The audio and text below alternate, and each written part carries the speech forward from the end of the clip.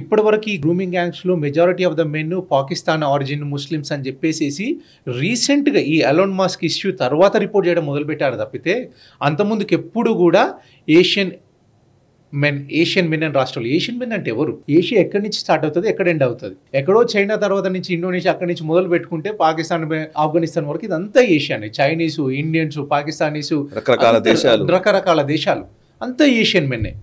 అసలు ఇప్పటి వరకు బ్రిటను ఎంత దారుణం అంటే ఇది, అసలు ఎంత డెవలప్డ్ కంట్రీ, ప్రపంచాన్ని మొత్తము ఏలిన కంట్రీ, సూర్యుడు అస్తమించని రాజ్యంగా పాలించిన కంట్రీ ఒక ప్రాబ్లం అని ఐడెంటిఫై చేయడానికి భయపడుతున్న పరిస్థితులు. అంటే ఏంటి ఇప్పుడు వాళ్ళకి రిలీజియన్ అయ్యే ప్రాబ్లమా? అంటే ఈ రిలీజియన్ ఇందులో ఉన్నది మొత్తం ముస్లింసే, దానిలో ఏం డౌట్ లేదు.